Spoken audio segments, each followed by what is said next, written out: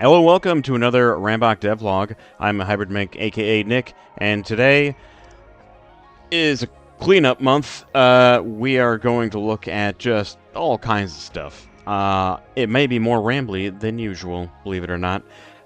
This month I really wanted to tackle a long laundry list of things that have been piling up, non-essential things that I've been putting aside. Some things I feel like I've been putting aside for like a year. Just little notes that have just been piling up, and I'm just like, alright, I want to get this done before I move on to cutscenes, story, and Chapter 4. Because I just kind of finished the Chapter 3 boss, and there's just so many little things I want to tackle. So this time, unlike last time, I made meticulous notes of everything that I did. Almost everything that I did. So we're going to go through them, and I'm not going to subject you to everything, because it would take forever, and you probably don't need to see all of that. So just keep in mind, if you don't want the nitty-gritty, the little details, you could skip this one if you want. But this is just to keep you up to date. I like doing one of these a month to make sure you know that I am constantly working on this game. But right off the bat, beginning of the month, I wanted to tweak all of the boss fights. So we have 3 bosses: Scrapper, the Galaxy Bomber, and Isis, the newest boss. We'll start from the beginning, and this will I'll actually show you a little bit of footage, because I tested a whole bunch of stuff with the Scrapper, because I wanted to test saving, the results screen, and a whole bunch of other stuff. So, real quick, let's get into it. Here he is. You may remember him from half the videos I've made. Let's just jump into level 1, and I'll demonstrate. I added a little instant kill function to him, so just as soon as the boss fights starts, he should just die. Spoilers. But the first thing you might notice once I start this level up, hopefully I put all the settings correctly, so it'll just start up. Sometimes it takes longer than usual. Optimization is another thing down the road I'm going to have to do. So, right off the bat, I'm just going to show you chains at 0 to the left here. Chains at 0. So now we got 1, 2, yeah, we're at 3. And if you look to the left, right here, it's now locked, and you cannot get any more chains in a boss fight. That's new. And the instant kill function just ran. He's now dead instantly. That's not going to happen in game. Popped a mission off to the side. Those icons are new. This interface is updated. This right here is new, and oh, my font changed here too. That I didn't realize. I changed this literally today. I changed this font. It was yellow. I changed it to blue for something else. Don't worry about it. This is surprising me in real time. But anyways, subtle differences in the results screen. The little text fades on screen as the stuff comes up. The rank is much bigger. It flies. You might have noticed it like flew in from the top of the screen, just real big. But yeah, just a bunch of visual changes for that. And a bunch of visual changes over here. Let's just get out of here. So, what did I actually change on the Scrapper fight? Like I said, I'm not going to just demonstrate all of these things, but I wanted to show you those little visual changes first. So, the Scrapper was my first boss fight. I was very scared of making that boss fight when I first started working on this game. And for good reason. I had no idea what I was doing. So, he's very messy. He had a bunch of attack patterns that would just stop. When certain things would die, they would break other things, and he would just stop attacking. And that would only happen under very certain circumstances, so I kind of put them aside, and I said, okay, at some point, when I get better, I'll figure it out. This was that time. Finally fixed some of these things. So, some overlapping attacks, mainly the divers, when he would, let me get back to the, here. When he would shoot the divers from these bays, when he ran out of his arms, when his arms were gone, he would shoot the golden divers from his bays. If his arms were destroyed at the same time as one of the bays, he would have overlapping attacks. I found a way, pretty much 99% of the time, to fix that. It's actually 100% fixed, but there is a slight animation jitter if you do it within a certain time window, which you almost don't notice at all. But no more overlapping attacks there, so that's the important part. He's always been a little broken. but he's... I just put a little... I don't know why I put that note there. I reduced the clamp defense from 10 to 1. So the clamp right here, I've had a lot of people playtest this guy, and for the first boss fight, there's literally no other enemy in the entire game that has a defense rating of 10. The reason why I did that is because I wanted players to need to knock things into the clamp in order to destroy it. And I gave him such a low health status that I'm like, alright, well, you just do it 3 times, you know, rule of 3s, and he's dead. Or you get the counter hit, and he's dead. But most people, at this point, first boss, don't know what a counter hit is, don't know what the defense stat. So I'm like, you know what? I'll just lower his defense stat to 1. That way, at the very least, they know the bullets don't work on it. Simplified it. In hard mode, though, we're going to bump it back up to 10. Just saying. So, I think that'll be good for first-time players. Let's see here. The Bay destroyed when divers attack, blah, blah. That was the attack loop I mentioned. I added a new function with a delay to fix that. If arms are remaining with Bay is gone, he goes into critical. Destroying an arm would stop the loop. Had to account for counter hits. There was a thing with counter hits that would also cause an overlap. And then I added the instant kill action for testing, which was a pretty quick thing that I added. Let's turn that back off. We don't want that.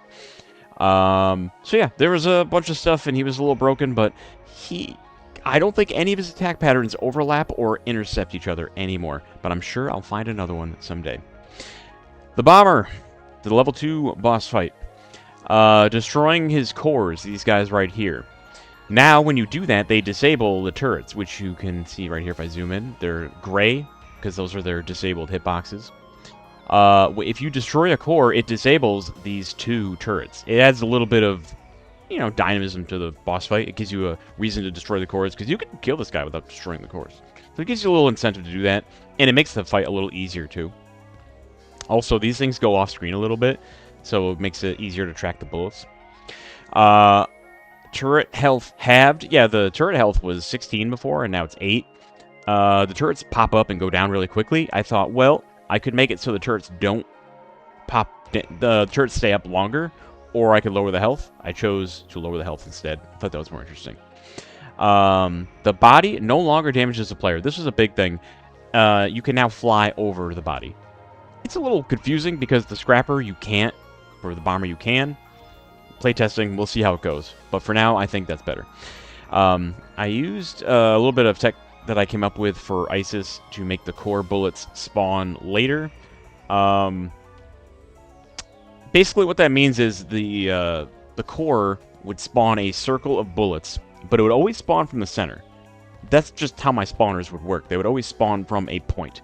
But when I made the ISIS boss fight, I made it so that you could like wait a certain period of time and then they would spawn later. That's how you would have it, so they would spawn like from the ring. So even though the spawn point is the center, they would actually wait and then spawn from the ring, if that makes any sense. Again, a visual would be nice, but this would take so much longer if I had to like set up specific scenarios for every one of these bullet points. And I slowed down the bullets because he was abnormally difficult, so I slowed down the bullets. It's a very simple thing. Alright, ISIS. I had my friend play the ISIS boss fight, and he beat it in 1 try, and I'm like, no, no, no. We can't have the 3rd boss fight be easier than the 1st and the 2nd boss fight. We had to change that. So, I added more bullet patterns. I added a spawn gap ability, which was not part of my fire state. My fire state is how I control pretty much all the bullet patterns in the entire game. I just add a fire state to whatever, and it has just a list, just a huge list of things you can do. But I never had a way of having a gap in bullets. That would be something good to show, but just trust me, I'll show the boss fight once we have some music. I want to show off next time probably, because we are halfway there. Next time for sure. I'm going to show you this boss fight again, and it's going to be really cool. But yeah, spawn gaps in bullet patterns were not there before. Now they are. I cleaned up the timing on the cutscene stuff and added some sound effects. So again, look forward to that next time. Got a lot of bullet points. I mentioned that I locked the chain count. A little UI animation, I showed that one off. Game now slows down, flashes, and shakes on boss defeat. You might have noticed that when I showed off. I might have actually been in slow-mo when I did it, but it's a cooler effect now when bosses are destroyed. Let's see. I showed the result screen change, the rank animation, fine tuning. I changed the jingle, the little jingle that plays at the end. That's different. That was actually just a license-free song that I found on the internet. Very hard to find license-free music that you know isn't AI generated because people don't always admit it. But I'm certain what I found was not. However, everything else in the game is made by somebody that I've talked to personally. So that's the only, the little 10-second jingle in there is the only little bit of music that I've found, and I might actually replace it with one of my musicians. But for now, little jingle that I threw in the result screen. Okay, that is boss fight stuff and result screen. Moving on to, you might know this guy, the RAMMBOK, the ship that you play as in the game. I forget the name of the game. I narrowed the hurt box. Believe it or not, those are two different things. Let me just show you real quick if I can find it. There's a lot of these. Nope, that's the RAM hitbox. So this is your hitbox. It used to be a square. It also used to be a rectangle. It also used to be a square. I have changed this a lot. But now, I think this is where it's going to stay. I think a lot of people would assume it's the cockpit. I think a lot of shmup players think it's the cockpit. So this is where it is now. The reason why I did this was just maneuvering around. It just really felt unfair. And I didn't want to change the size of the bullet hitboxes. So, hitbox, narrowed it down a little bit. It's even closer to Ikaruga now. Which, believe it or not, the Ikaruga hitbox is like a freaking... It's like a line. It's not a dot, it's a line. It's very weird. Previously could control the ship during the respawn dash, which lets you go off screen. So, funny enough, when you died, if you held a direction as you're respawning, you could fly off screen from the very beginning. I didn't notice this until like a year into the development. Just one day, I was holding a direction and I was like, whee, and I flew off screen. I fixed that. At least I wrote down that I fixed that. I don't remember fixing it, but I did. It was I'm pretty sure it was an easy fix. A lot of these were fairly simple, but it was a lot of playtesting to make sure they worked. Yeah, a lot of tweaks to the RAMMBOK here. So the dash, which I've mentioned in previous videos, is the bane of my existence, also known as the rush attack. I'm still calling it the dash attack, but it is the rush attack. I'm gonna change that. RU. I removed the early cancel window on dash hits when hitting a wall or rebounding. Now, what do I mean by that? I don't know. Give me a second. Why did I write that down?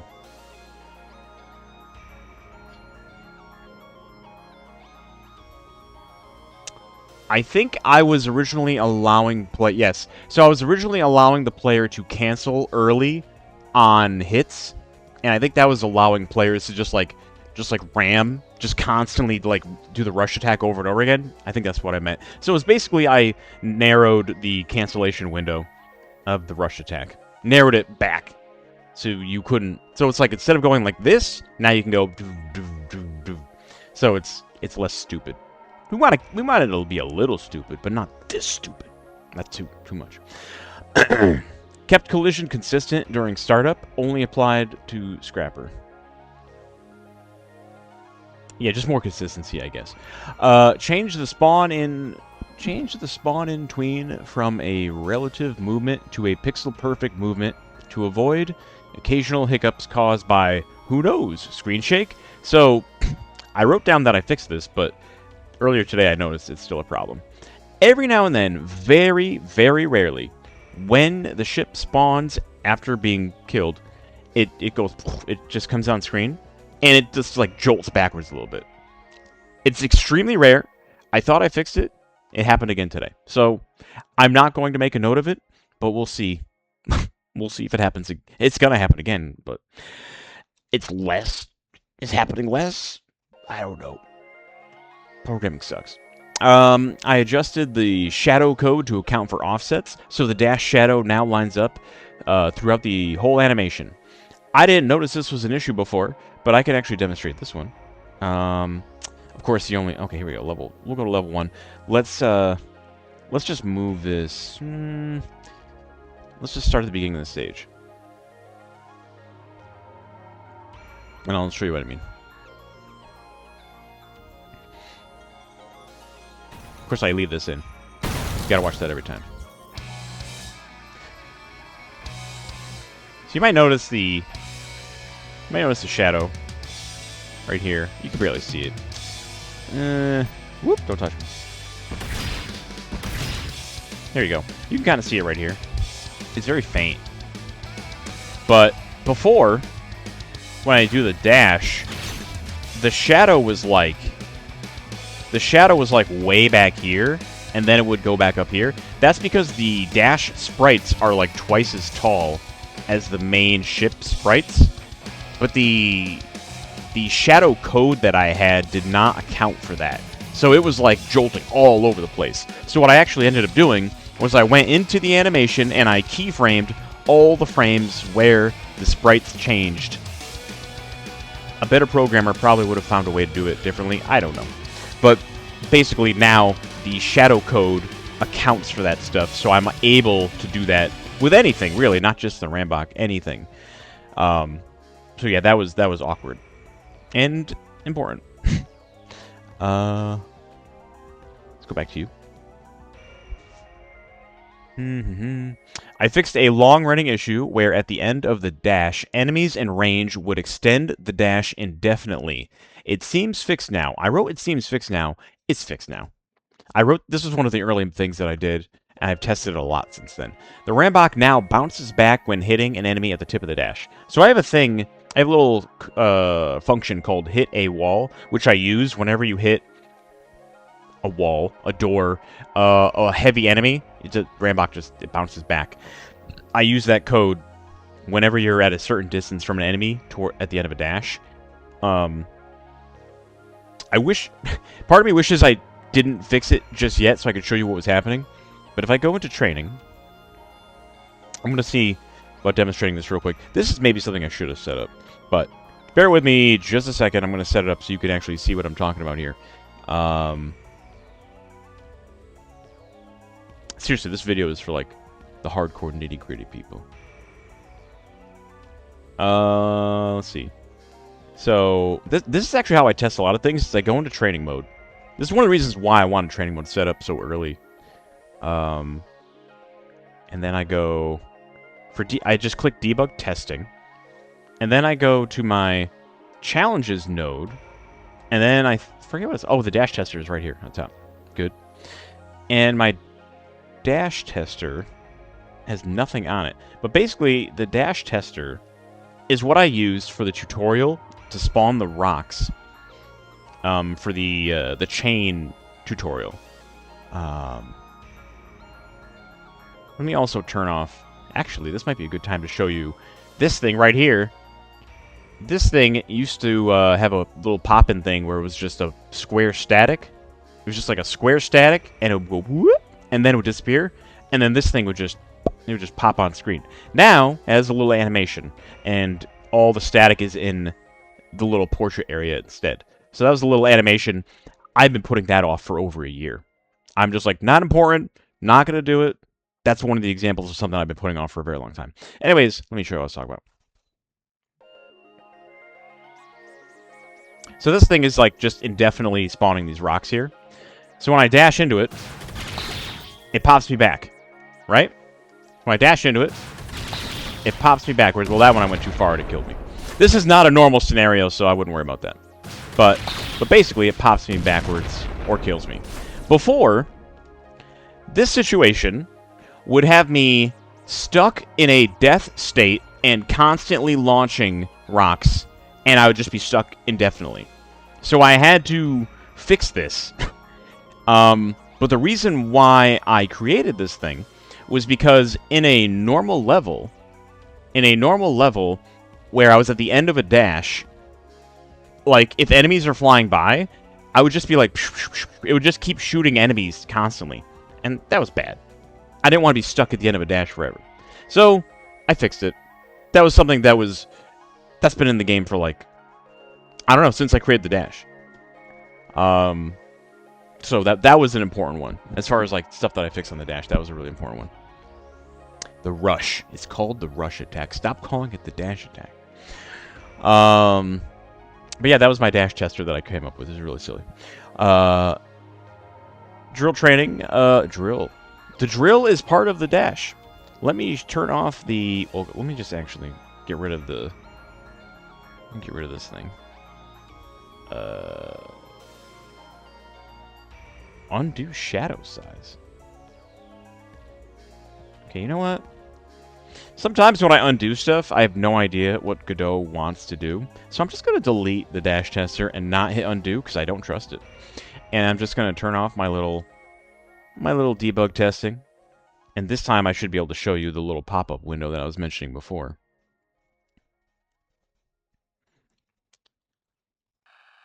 So you look at the bottom here. Whoop, pops up, little thing comes up, that's new. Did not do that before, believe it or not. So this cow, she's talking to you, that was always there. Whoop, and that goes away. So yeah, that's fairly new.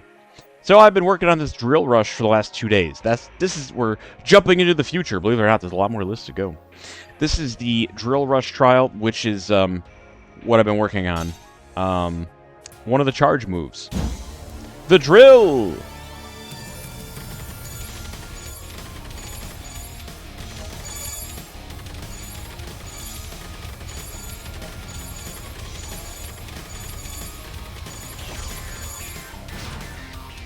This is a spoiler to how to solve this one, by the way.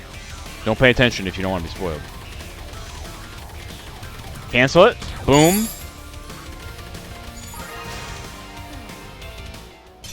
Boom. So yeah, that took a while because I was trying to make it so that you could learn how to use the drill and learn about how you could cancel it, because normally bursting while doing a move does a burst cancel. But I wanted to make it so that you could just cancel the drill. So I made it so that I had to change some things. So you could just leave the drill state and then cancel... I'm sorry, and then use the burst after that. But yeah, the way the drill works is you hold the dash button. That's just how all charge moves work. The ram boom, you might remember from previous videos, you hold the ram button. The hyper laser, you hold the laser button. Pulse wave, actually that one's not a hold. That one's just a tap. So the other three, those are hold. They're charge moves. This little interface right here, it now says survive or destroy. So it tells you what your goal is. You notice this is down here. Like I said, I changed the interface here for mission goals. You might have noticed that up here, I'll do it one more time. Now it shows up here on screen what your goals are. It shows you what your available actions are. And this was also broken. Restarting and quitting the challenge would do all kinds of wonky things. I literally fixed this today, actually. I'm not going to go into details, but it was broken, and now it's fixed. It was very frustrating. But it just functions as intended now. So that's neat. So the drill. I have a whole bunch of notes on the drill. The drill was in the game before, but I didn't really like it. You might have noticed it has an effect on it now. The little orange drilly effect. That was taken from my previously unreleased game, Project Rudra. A character named Zetch had a blue drill projectile. Believe it or not, it wasn't just make blue orange. It actually was a lot of different layers that I had to use and tweak. It only took like a day. It was like a day of work. But it wasn't just like 1 minute, change color, done. It was actually kind of significant amount of work on that. But hey, the fact that I can reuse some work that wasn't able to get released in another game, that was nice. So I might tweak that effect a little bit more, but it's a lot better than before, which had nothing. The ship just spun. That's all it was before, was the ship just spun. Now there's an effect on it. I forced the drill to release when leaving hyper mode. This trial in particular forces you to stay in hyper mode. I'm not gonna demonstrate it because it would take a while to set it up. But basically, when you leave hyper mode, it forces you to fire off a rush attack. So I programmed that. I might change that into a cancel instead of a forced fire, but we'll see which feels better. I changed the hitbox. The hitbox on the rush attack. This might be worth showing off. Man, this could be a long video. Who's gonna watch this whole thing? Let's see here. the dash hitbox. This is so this is the normal dash hitbox, believe it or not. This is all entirely based on the Scrapper boss fight because of the way the doors work and because of the way you can dash through enemies. I wanted a precise... This hitbox has not changed in like a year. But this is how the normal dash hitbox is. It catches things on the edge, but it also has priority on things in front. However, when we go into the drill mode,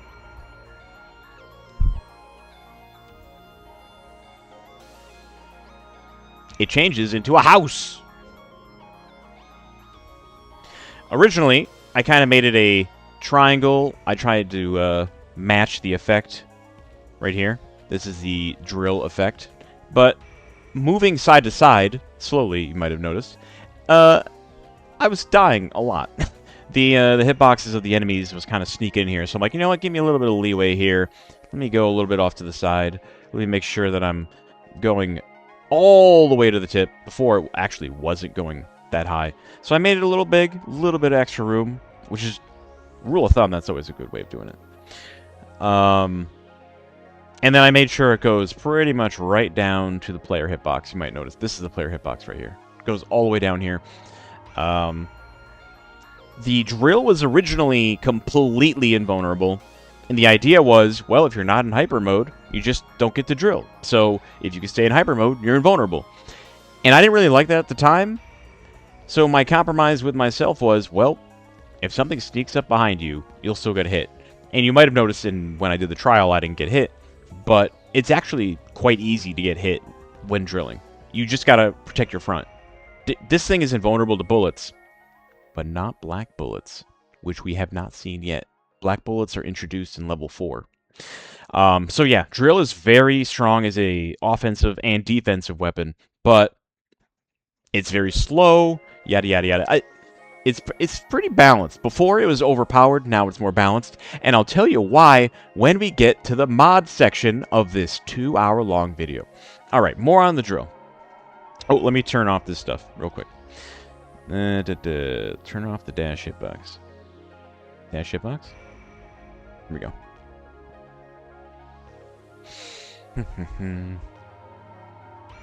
Oh yeah, I actually slowed down the drill. It was actually it was a little faster before. I slowed it down even more. I prevented some wonky things from happening on death. I think that was related to invulnerability. But now, it used to be that if you got killed while drilling, it would just, like, be stuck in, like, a sideways... Your ship would be stuck in, like, a sideways motion, and it wouldn't, like, disappear sometimes. That seems fixed. There were late launches. It was registering multiple hits. Enemies were, like, delaying and preventing the death animation. All of those things seem fixed now. There was hit stun on the drill. It used to be that I would force hit stun. The drill does 3 damage, by the way. The laser does 2. No, the laser does 1 damage. The drill does 3 damage per hit. And the ram does 10. So I had to, like, balance that out. But the drill does multiple hits pretty quickly. But I was forcing hit stun on the drill. And it was just like the enemies were shaking around. And just like, this just seems imprecise. So what I did was I forced the sound effect to be the big hit stun sound effect. So now it feels like you're doing more damage. I mean, you are. It's only like, it's 3 damage. But it doesn't, like, visually distract you as much. It can now be turned off with the burst button, which I mentioned. Alright, that's enough of the drill. Drill was a decent amount of work, but I think it feels pretty good now.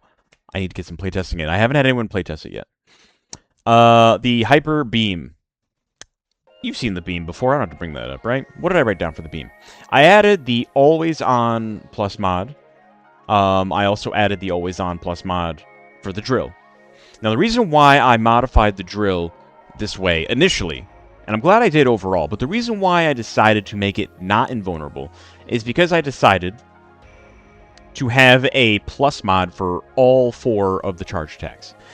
And that was originally the intent, but then I decided, no, I don't need to do that. We only need to do it for some of the moves. But then I decided I wanted it for all the moves. So I removed the invulnerability on the drill, and I removed the ability to destroy bullets on the beam, because that was broken as well. I'm like, well, if you could destroy bullets with the beam, that's way too powerful. I can't create a plus version of that. I removed that ability. Now, beam does not destroy bullets anymore. In order to balance that out, you can now move more quickly while using the beam. I wish I created a beam demonstration in training mode, but I didn't. I didn't get to that. But look at a previous video. I think the thumbnail even has a picture of the beam if you want to see how the beam works. Yada, yada, yada. Less slowdown to compensate. Yeah, I think everything else I have listed here is not RAMMBOK specifically related. So let's go to the database, and I'll just quickly show you all the active mods that I've been working on. By the way, went through the database and kind of color-coded all these guys for my own reference. Once you load this up, though, you don't actually see these colors. They're all one color. You can now see these brand new icons that I made recently. This has unlock reward, doesn't say what it is yet. But this is tweaked a little bit. And these all correspond to something now. All of these correspond to an unlockable or a mission. Some of them were placeholder before, but all of them now correspond to one of 57 missions. So that was very tedious, but they now do. A little bit of visual changes in this menu that I won't really go into. But here is the mod menu. Again, some visual changes you might notice. On the right here, it's like a little hexagon now. This was also changed a little bit visually, but I'm not going to go into the very, very slight changes I made to that. I am planning on making a whole bunch of more mods, so this list is probably going to turn into a more of a hex pattern like this, rather than a list. But at the moment, this is going to have to do.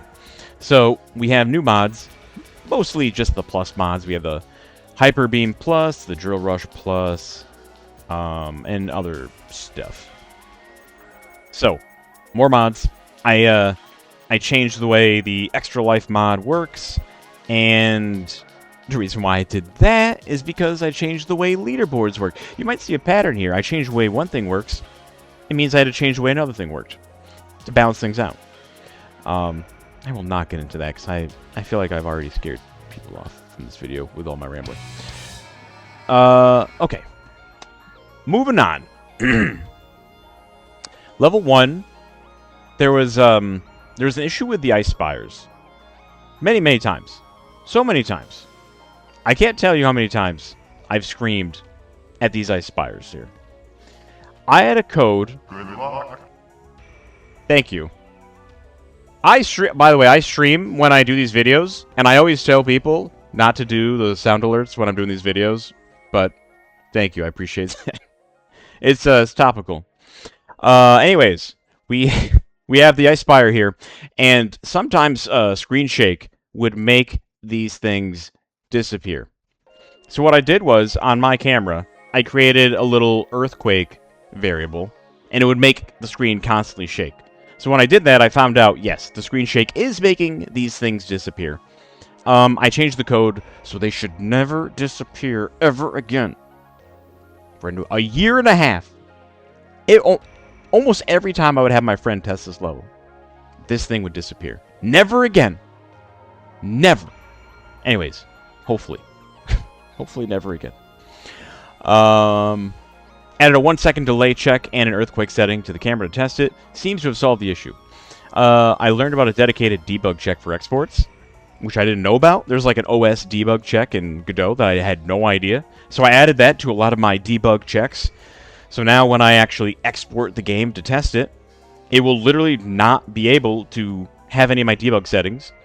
So like whenever I slow the game down with the analog stick, I swear, every time I have people test the game slows down or stops. And they're like, what happened? I'm like, did your thumb hit the fucking analog stick? Yeah. No more. That'll never happen again. Alright. Chapter 2? Should I go to Chapter 2 now?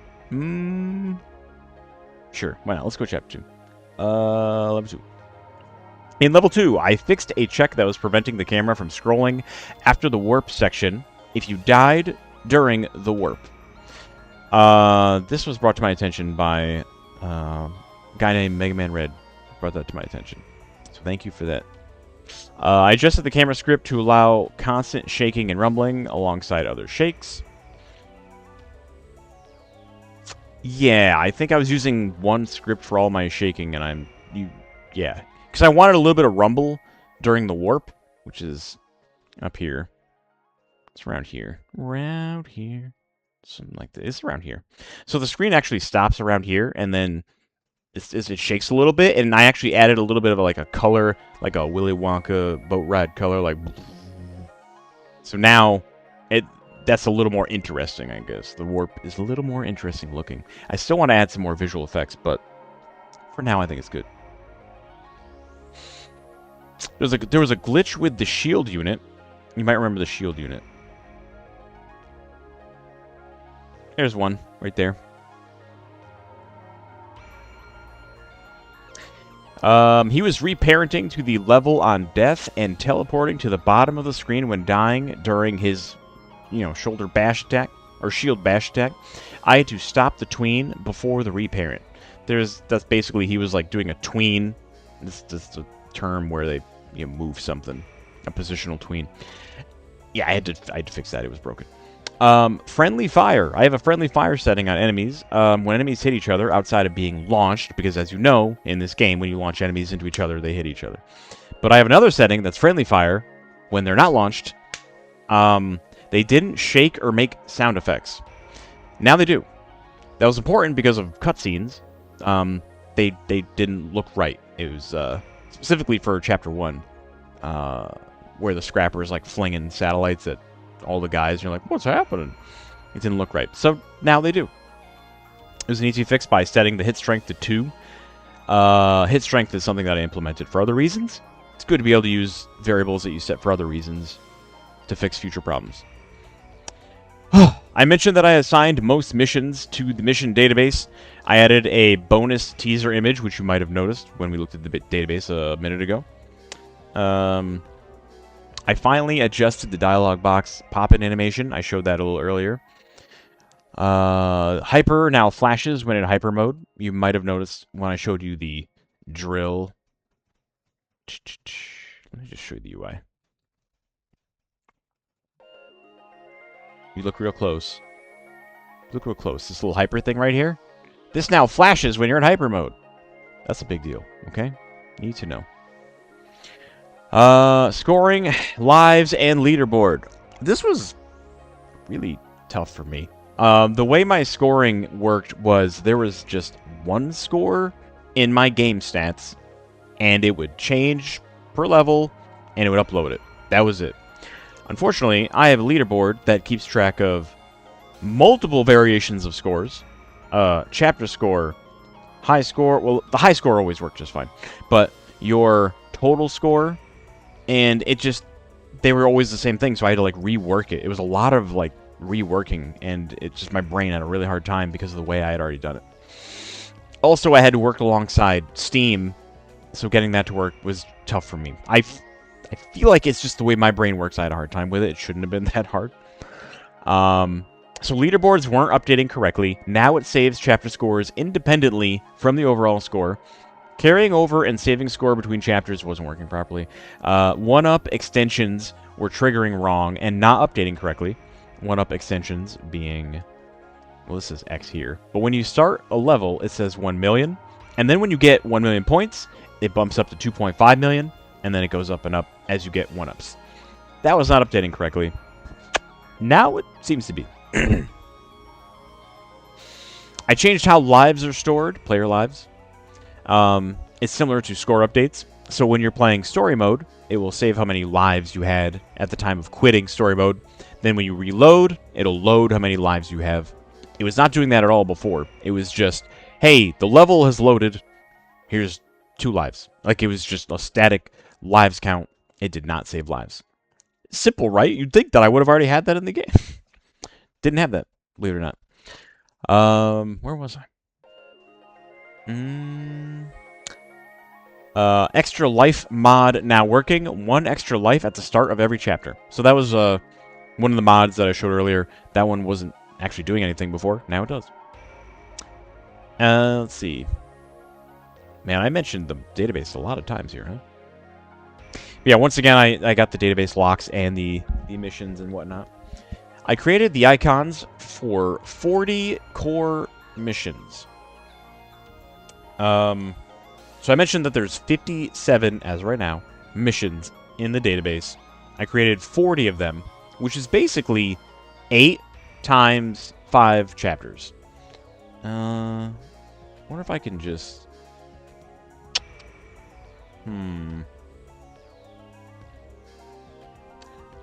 I should have opened this folder so I could just show them off real quick. Wonder what's the fastest way I can just show these off. Give me 1 sec. You can make a sandwich or something. No, it'll be quick. You already saw like 1 or 2 of them. You saw like the fist or whatever. But yeah, every chapter is gonna have like 6 or so of the same exact thing, and then like two missions that are unique to them.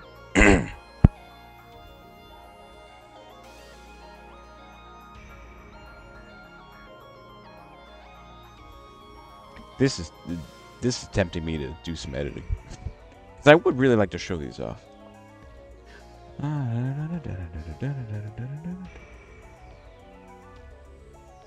Okay, here we go.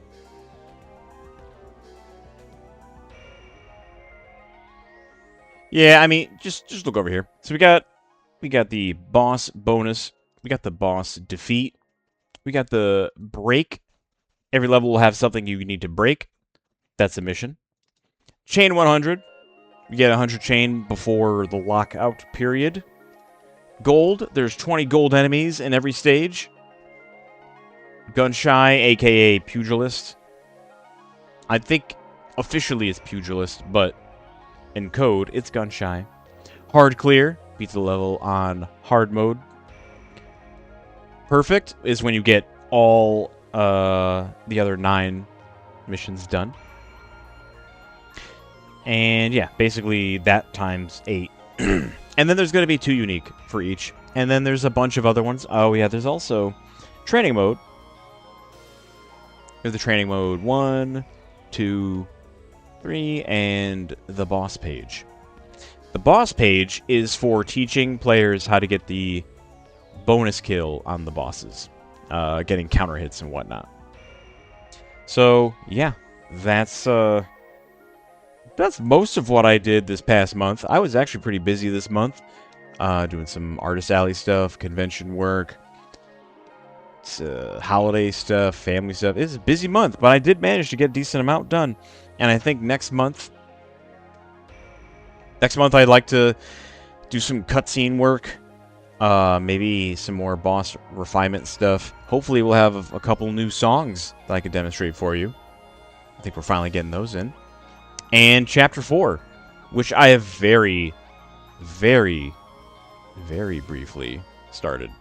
It's, we got some sand. Yeah. So, look forward to that. A much shorter video. Trust me on that one. But thank you. If you stuck to the end, or you just skipped to the end, hey, watch the rest of this. It's more interesting. There's a lot of downtime, though. So get a drink or something. I appreciate you hanging out and just paying attention to the development of this game. If you're watching this from Patreon, absolutely appreciate you supporting my work. You can join the Patreon, patreon.com/hybridmink, if you want to support my work. You could go to my website, hybridmink.com, and buy an art print. That's another way to help me support the development of this game.